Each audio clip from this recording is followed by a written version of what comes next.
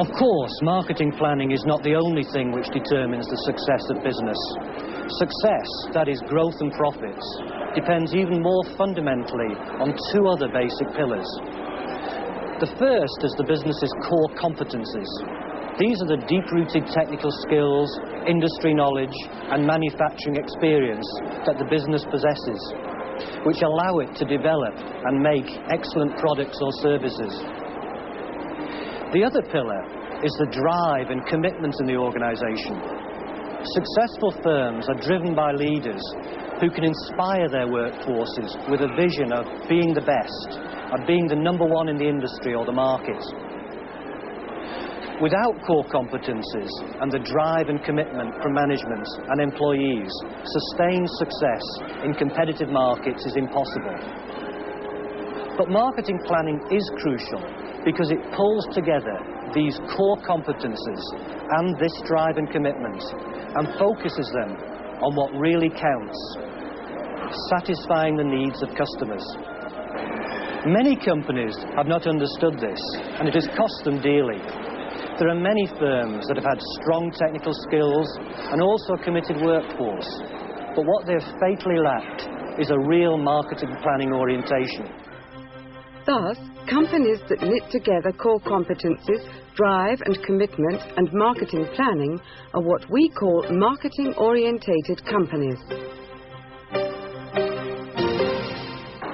Let's define what marketing orientation actually means.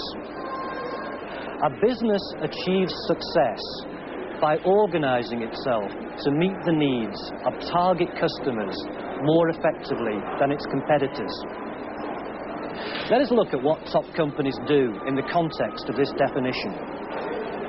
4 words sum up the differences: success, organisation, customer needs, and competition. Let us first look at success. The central objective for virtually all managers and firms are 2: growth and profits. They want to meet both marketing objectives and financial objectives. If you can maintain steady growth and good profits, you should be able to keep everybody happy. Shareholders see their wealth increasing, the workforce get job security, and managers know that they have done their jobs well and should get rewarded for it. And suppliers and customers are satisfied. Unfortunately, meeting these 2 objectives is not easy.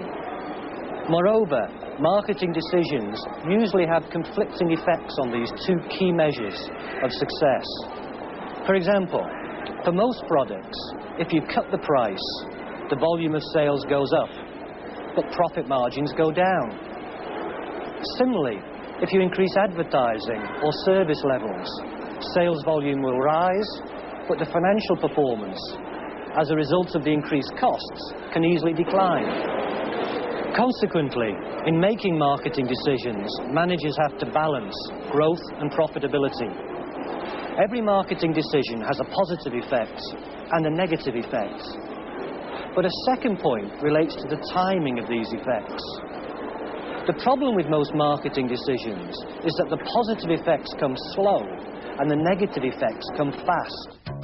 In the late 1970s, for example, Jaguar had not introduced a new model for over 20 years, which is getting a long time even for a British company.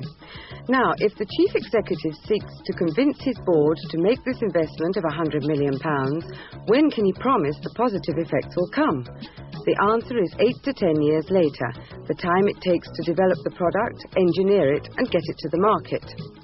The company has to spend now millions of pounds on highly skilled engineers, new facilities, tooling and so on. The executive team has to depress profits and cash flow for many years so that their successors can earn the rewards after them. Worse, will there be rewards to be had? Of course, if the company does not make this long-term risk investment, it will definitely be finished in the market. But that disaster could lie a generation in the future.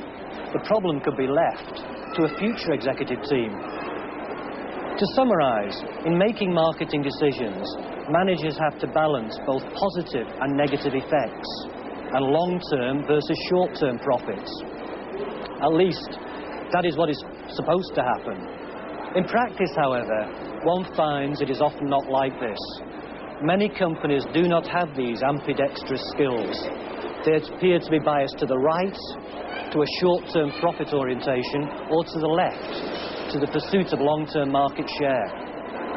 The obvious examples of left-handed companies are the leading Japanese competitors, which, over the last 30 years, have been obsessively geared to winning market share. By contrast, many British and American companies appear to have been equally obsessed with short-term earnings. The focus on short-term profits has often cost them dearly in terms of market share. In these companies, the budget or financial plan provides the central thrust. Managers are preoccupied not with understanding customers, but with manipulating costs, expenses, and assets. If they are failing to achieve their financial targets, what can they do? They can cut product development, they can push up prices, they can cut back on distribution, service, and advertising expenditures. In many cases, these should not be called marketing decisions, for they are dictated by financial priorities. With this sort of orientation, companies can show substantial profits in the short run, but in the long run, this lack of marketing focus leads to a steady decline. One of the key reasons for firms to undertake serious marketing planning is to prevent this short-term orientation and overemphasis on financial measures. Of course, profits are important to a business, but in the long run, they are only safeguarded by marketing advantages.